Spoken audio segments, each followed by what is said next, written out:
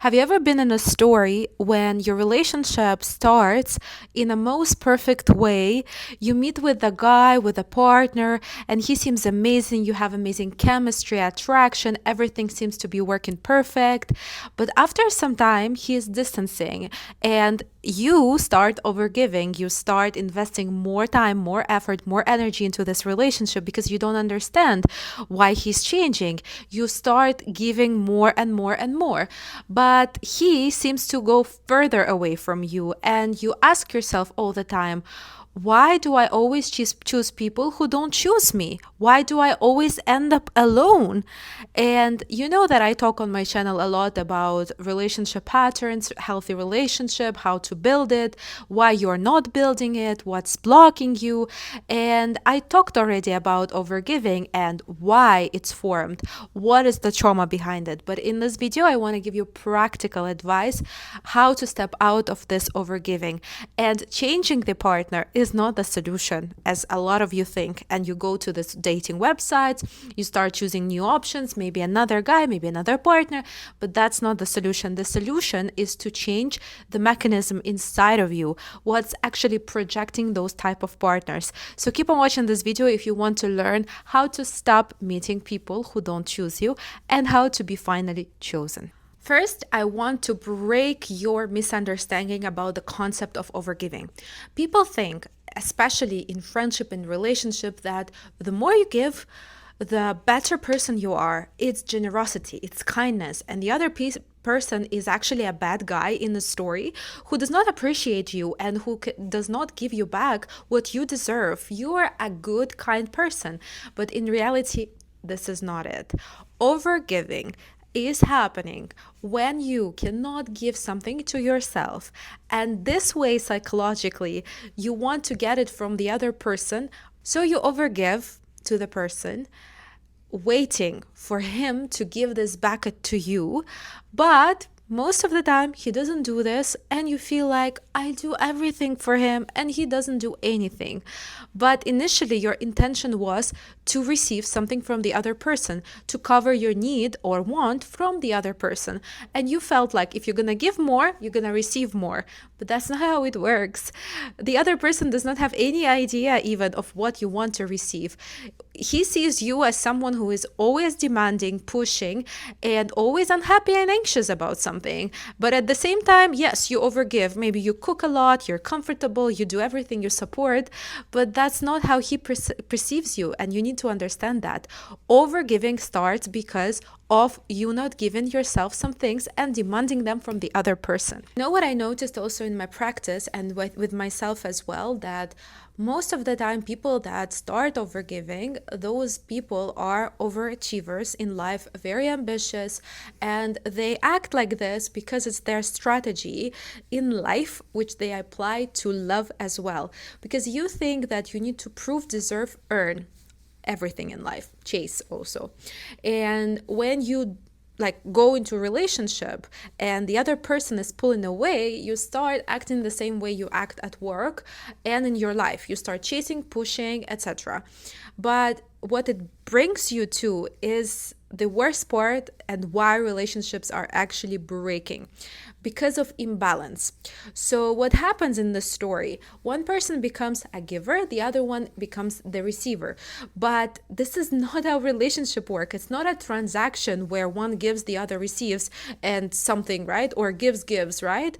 It doesn't work this way. Relationship is about presence, connection, feeling, and adding value to each other's emotional worlds.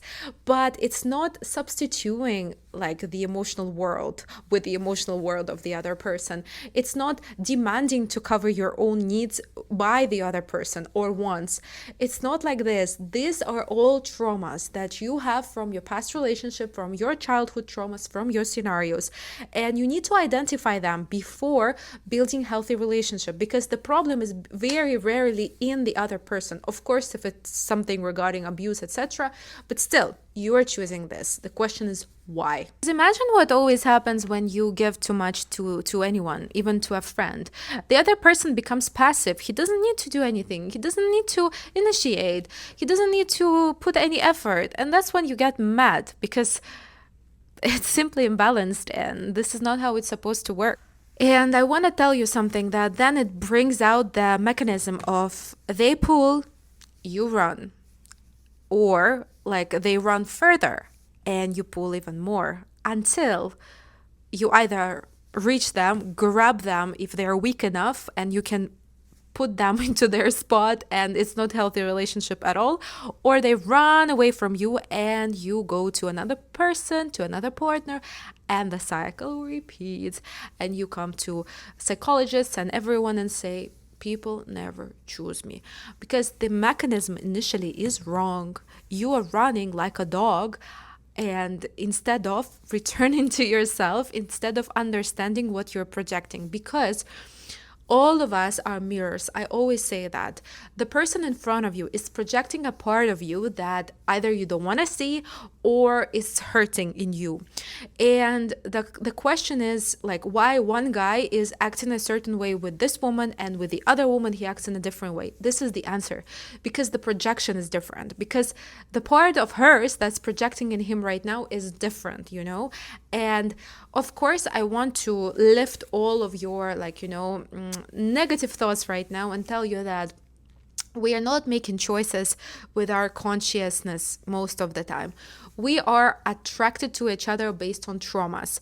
And when it's about overgiving, about choosing each other, you are mostly attracted to people with emotional unavailability. Even if they act at the beginning like they can give you whatever you want, they are love bombing you or giving you a lot of attention and gifts, and then they change, it's because they are initially emotionally unavailable. And emotional intimacy for them is pain, it's trauma, because of certain reasons. You can watch my other videos to learn why. And you have the trauma of rejection, most probably abandonment, and you're trying to deserve love. You're trying to prove that if you do a little bit more, you're gonna get it, right? So this is how you start playing in the theater of life, of love, and attracting this kind of partner. So you need to stop choosing from the trauma, first of all. And this is the first key I will talk about. So, but the thing that I want to tell you based on the scheme that I just explained, of course, the clear advice should be not run more, not chase more, but return to yourself and see actually what you're so scared to face, what traumas you're scared to face, why you're overgiving and not giving you certain needs and wants. What do you want from this person? What does relationship mean for you? Why you cannot let go? Why you so attached to this? All these answers could help you potentially understand your scenario and then change it and then break it and then build healthy love, which I talk about a lot on my channel. But let's move to 9 practical steps how to actually finally and for good start meeting people who choose you, choose yourself, and also stop overgiving. First point is very important. When, as I said, you want to overgive, you're trying to cover the need that you have, but you cannot give it to yourself. So you, in this very weird method, you ask the other person to give you back. But instead of all this weird circle, why don't you find this need that you crave from the other person and cover it for yourself? Because you're an adult and you can cover it through different other methods. For example, you want to be loved, cared, needed, whatever it is, seen, appreciated, applauded, whatever it is. You have your friends, you have your mom, you have your psychologist. You can get this need covered. I'll give you an example, because everything I'm telling you, I lived through as my own story. I was always an overgiver in friendships, in relationships, at work even. And when I realized that, for example, in relationships, I overgive. For example, I cook, I always go first, I initiate dates. Why do I do that? Because I have this craving inside of me to feel cared for, needed, and loved, which I didn't get as a child. And instead of doing this weird stuff with my partner, I started covering my needs by myself. So loved you can get by other people because you want oxytocin hormone. So I have my dog who I hug when I want to feel loved. Needed, you can be needed by your students, by your colleagues, by your friends, close friends, by your mom. Cared. You can ask someone to give you a hug. It's normal. We're social creatures. Sometimes we need this. So there's so many different ways how you can get this covered, but you cannot do this unless you realize you need this and you start doing this, right? So start noticing and start step by step giving it to yourself. Step number 2, water your energy before you water anyone else's energy. This is the big problem. Most of the time we wake up, we take the phone, we see notifications, we answer the calls, we are with our husbands, kids, we give everything to them, but the last person we care about is us. And then you sit and feel like, I gave everything away, I don't have energy, I'm drained. But who made you? I suggest that you have every morning at least 1 hour. You can wake up earlier. You can plan it out somehow. You can tell your loved ones not to touch you for 1 hour, where you fulfill your energy. You water yourself, just like you water the plant, you water your kids, your husband's energy. You need to start with your own energy, because once you do that, your state of mind will change and you will make different choices. You need to understand that, how to water your energy. 1 hour in the morning, you can do whatever you like the most. Write down the things that you like doing the most. I like, for example, to pour myself a cup of coffee, sit, chat with my friend, or read a book, or do my journal or channel, like the meditation that I do to connect with my higher self. I love this. I spend 1 hour like this, and then I'm a different person. I'm happy, I'm grateful, and everyone notices this. And trust me, you don't want to overgive, and people want to be around you, because magnetic aura is the one that is magnetic by itself when no one is making it magnetic, So try something, whatever you like. Maybe a walk, maybe also coffee on the balcony. Maybe you want to run. Maybe you want to do meditation for 1 hour, whatever it is. Number 3, if you feel like you're excessively giving, I don't say stop giving. I say pause before you do that and ask, why am I going to do this now? This pausing before doing something brings you to awareness, and awareness is the solution, 50% solution of any kind of problems. So next time you want, like I said, for example, cook, be comfortable, dress up nicely, go to the person who is not even initiating, or text even, just ask yourself, what am I trying to cover now? What do I want? Give it to yourself, remember the first point. And also, just pausing will make you think more clearly, and then you can still act. It's not a problem. Step number 4, return to your I want. When we say things from I want, it's us speaking from our inner child. Most of us, especially overgivers, we speak from the state of I have to. I have to do this. I have to do that. And we lose the connection with our inner child, with our wants, with our emotional side that excites us, makes us feel fulfilled. And this is exactly what you try to get through another person, through relationships. So you put the emotional burden on your partner to entertain you, to babysit your inner child, as I say, because you don't do this. So instead of that, start babysitting your inner child. Start your day, or put alarms 3-4 times a day. Every time alarm rings, you ask yourself, what do I want right now? Maybe I want to go to the balcony and breathe for 10 seconds. Even if you're at work, it's not a problem. There's so many things you can still do, Or like, I want to hug my dog. I want to read for 5 minutes because I know it's going to help me. Follow this inner voice of your child, because you need to reconstruct the relationship that you have with your inner child to become magnetic, less overgiving, and more internally focused on your own needs. After all what I said, step number 5, allow the other person to invest. And not money, invest energy and effort. But you cannot reach it if you didn't pass the first 4 points. After you covered your own needs, most probably you won't even have the urge to text, to go, to do. You will actually watch how the person is acting towards you, because you covered it yourself. You are full yourself. You poured energy into yourself. You don't need the other person for that. You just need the other person for joy. And then you start watching how they invest in you, how they act towards you. They make you feel happier? Do they think about what makes you happy? And then you remove the pink sunglasses and you start seeing things clearly. Let them invest. Give them space to invest. Don't text them in every empty spot, like for example, there's no chat going on between you. You cannot take this quietness and stillness and you start messaging. No, you need to learn to see how they're gonna be investing in you. Step 6, stop saying, are they choosing me?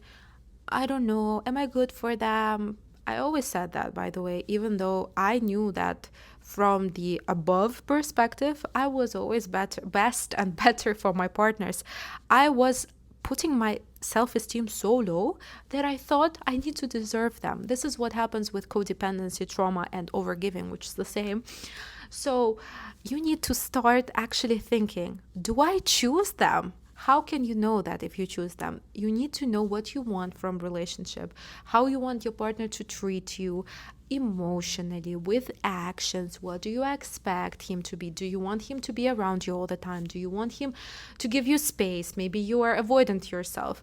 Do you want him to gift you gifts? What's your love language? How do you like? What do you like? All of this you can only understand if you start thinking what you are choosing, not how they are choosing. Step number 7, I think I shared about that. Tolerate the space. Tolerate the space of emptiness, tolerate the space of not communicating, tolerate being by yourself. This is very difficult for codependents, for overgivers. If you feel like you have a lot of codependency patterns, please come to my session. I'll help you out how I helped myself. I come from codependency patterns as well. And you need to learn to tolerate the space and the place where you are by yourself. Because I always say, it's weird to say maybe, but we come to this world alone and we will leave this world alone. So relationship is not there to cover your loneliness. Relationship and even friendships are there to make you feel best, better, happier. But there has to be a basis, because otherwise, if you don't feel full, you will try to cover this emptiness with other people, but it's not going to be sustainable. They're going to leave and you're going to play a victim role. It's not worth it, trust me. Step number 8, create a life that will be unbreakable without relationship. Most of us, when we go into a relationship, we stop seeing our friends. Some girls, they stop working, they stop having hobbies, they are fully in relationship, and it's normal. But it's again about codependency. You become dependent. Some of us are dependent emotionally, some of us are dependent financially, some of us are dependent like even where they live. This is the riskiest part that you can have in relationship. I'm not saying to be feminist and not to rely on the other person. We should rely, but be interdependent, not codependent and not counterdependent. We need to rely on each other, but as humans, as someone who can support. But you need to keep in mind that tomorrow things can change and the person can leave. So you need to maintain this inner support that could go through any storm without that person, materialistically, emotionally, right? Of course, with the basic needs like housing, food, etc. Especially if you have kids, you need to create also emotionally charged life with your friends, with your social connections, with your job, with your hobbies, with your passions, outside of relationship. 70% of your life is outside of the relationship, should be even 80 sometimes. The rest could be relationship, remember that. Last step is my favorite, which helped me a lot in my life, not only with relationship but with relationship with myself, with my anxiety, with all my traumas. Higher self connection. So we're not just the mind or just the body. We have a soul in us that knows the way, that can help us go through any crisis. But most of the time, you're making the choices, including overgiving a codependency, from fears, because you have certain traumas from the past that make you be so scared. He's gonna leave me, he's gonna cheat, he's gonna do that. So you're choosing based on the fears and you act based on the fears. But the moment you learn to act from your higher self, from this intuition, from this inner wisdom that you have, things will change. How to do that? Of course, welcome to the session. I should say that. I help with that a lot. But also start listening to your voice more. Very simple steps.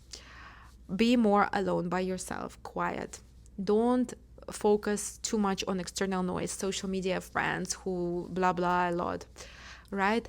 And develop this connection. If your intuition is telling you to do something, you follow it and you see it and you start seeing more signs, but it happens only in stillness and quietness, which you cannot tolerate as an overgiver. So you see, I want to end this video with telling you like this insight that really changed it for me, and I built healthy relationship because of that, and with myself and with others. I have the best friends right now who I'm really attached to, good partner who understands me, and I'm coming from abusive, toxic environment, you know?